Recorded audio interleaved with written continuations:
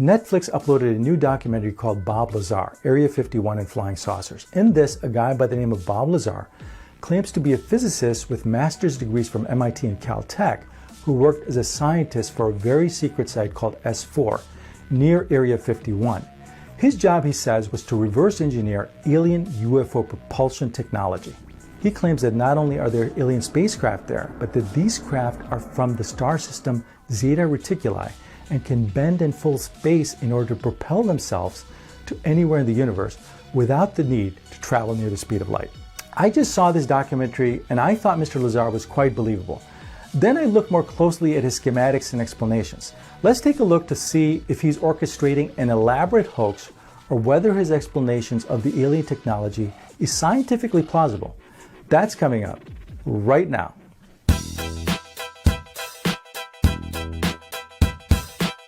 Unless you've been living under a rock for the past 20 years, then you've heard of Area 51 in Nevada. This is a super secret government air base where the Air Force tests some of the most classified aircraft, like the F-117. For a long time, our military did not even confirm its existence, yet everybody could see that it was some kind of air base. So this absurd secrecy of the facility has provided fodder for numerous conspiracy theorists and ufologists. These are people who investigate UFO sightings. But a lot of people don't know that Area 51 was not that well known until Bob Lazar made some bold claims about aliens and alien craft being stored there back 30 years ago in 1989. He gained notoriety worldwide and was partly responsible for making Area 51 a household name today. I don't fancy myself a debunker, so I'm not going to try to debunk Mr. Lazar based on a comprehensive study of everything he's said.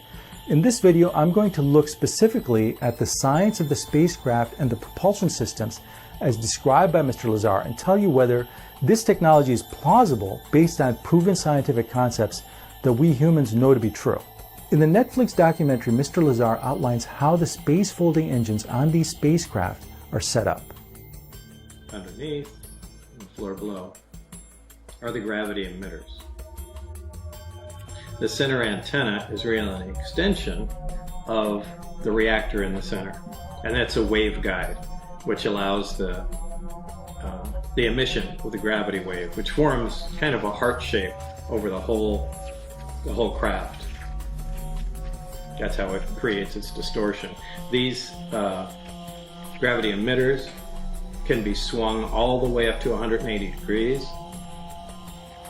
and this allows the craft to essentially stand on two of them and hover, while this one swings up and creates a distortion in front of it, allowing the craft to slide forward.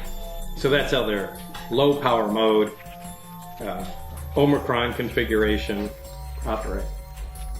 The Delta configuration uses all three, and unlike science fiction movies where you see flying saucers just flying along like that, they actually fly belly first. The craft flies along, leaves the atmosphere of the planet, it turns its belly to the destination, the three amplifiers focus in on the destination, and that's how it proceeds. Incredible claims like folding space require incredible evidence. There's no physical evidence to speak of, but there is his eyewitness report. In the documentary, he describes the physical setup of the engines, but what the documentary did not show is his description of how the alien engine works. I found an archived document on the internet that showed his description of the engine that he had on his website in 1996, and a review of it by a particle physicist, Dr. David Morgan. There's a link in the description if you want to see it. Here's how Mr. Lazar described the alien propulsion system.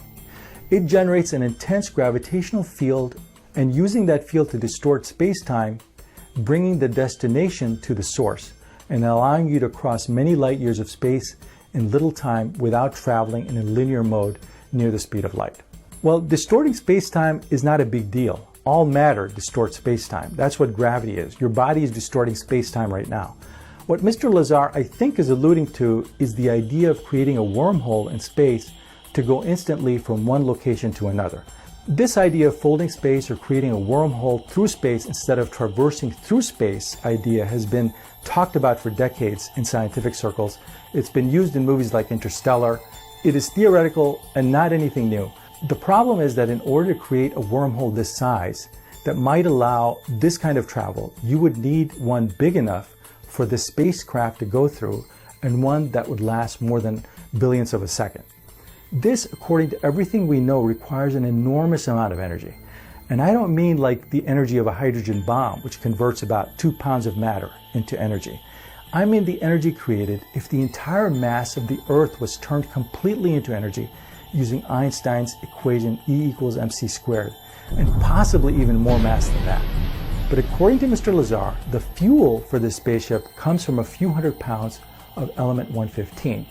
Now I'll get into the element 115 in a minute, but a few hundred pounds of any matter would not come anywhere close to creating the amount of energy needed for this. The other inconvenience with creating a wormhole is that everything would be sucked into the wormhole, not just the spaceship, but also all the air, the buildings nearby, the trees, the grass, the city, probably half of Nevada. Dr. Morgan says that all of Earth would be sucked into it, but I think the wormhole would likely collapse before that happened. Why would everything be sucked into it? Because if you distort space-time, it creates gravity, and all matter is going to be attracted to this gravity. Gravity does not discriminate between the spaceship and everything else around it. Now, a lot of people give credence to Mr. Lazar because he supposedly talked about element 115 back in 1989, well before it was discovered. Element 115 was actually synthesized by the Russians in 2003 and is now known on the periodic table as moscovium. So proponents say, how could he have known about element 115? Well, here's the thing about heavy elements. In order to predict elements that haven't been discovered yet, all you have to do is look at the periodic table. Naturally occurring elements stop at element 92, uranium. Everything heavier than uranium is synthesized in a lab. So over time, for example, neptunium, plutonium, etc. were synthesized as soon as we had the technology to do it. Currently, elements up to 118 have been synthesized. It doesn't take a genius to predict what elements will be synthesized next. I'll make a prediction for you. An element 120 exists. I'm sure it will be synthesized in the future. So there, I'm a genius. Mr. Lazar claimed that element 115 serves not only as a generator of the gravity A wave, but also as the fuel for the matter-antimatter reactor that powers the rest of the saucer. He says element 115 is bombarded with a proton, which plugs into the nucleus of the 115 atom and becomes 116, which immediately decays and releases a small amount of antimatter. Antimatter and matter collide and annihilate totally, converting to energy. What is antimatter? Antimatter is just like matter, except with the opposite charge. So an antiproton is a proton with a negative charge instead of a positive charge. The problem is, how do you get antimatter like an antiproton? These things are not floating around inside elements like element 115 that can be simply dislodged by hitting them with a proton, as Mr. Lazar seems to be saying. The only way to get antimatter is to convert energy to get a proton-antiproton pair. How much energy would this take? It would take exactly the same amount of energy to create a proton-antiproton pair as the energy you would get out by colliding the proton and antiproton pair together to create energy. This means that the engines on the spacecraft would create no net energy. You can't avoid talking about the credibility of the scientific technology described by Mr. Lazar without talking about his educational background. Famous physicist and ufologist Stanton Friedman looked into Bob Lazar's educational background, and here's what he found. You should know that Mr. Friedman is not a UFO debunker. He has been one of the most ardent supporters of UFO sightings. He has debunked the debunkers. He says, Mr. Lazar was asked to name some of his profs. He said, let's see now, Bill Duxler will remember me from the physics department at Caltech. I located Dr. Duxler. He's a Pierce Junior College physics prof and never taught at Caltech. Lazar was registered in one of his courses at the same time he was supposedly at MIT. In addition, Mr. Friedman says, I checked his high school in New York State. He graduated in August, not with his class. The only science course he took was chemistry. He ranked 261 out of 369, which is in the bottom third. There's no way he would have been admitted to MIT or Caltech. This is not me talking. This is physicist and ufologist Stanton Friedman, who does everything he can to support the idea of UFO sightings. And he is a controversial figure with mainstream scientists. Is Mr. Lazar a fraud? Well, now you could argue that everything I've just said is wrong, and you could be right. It is possible that even though Mr. Lazar got a C averages in high school, MIT and Caltech made an exception for him because of his brilliance, and it's possible that his record was somehow expunged. It's also possible that his brain was manipulated so that he could not recall the names of any of his professors there.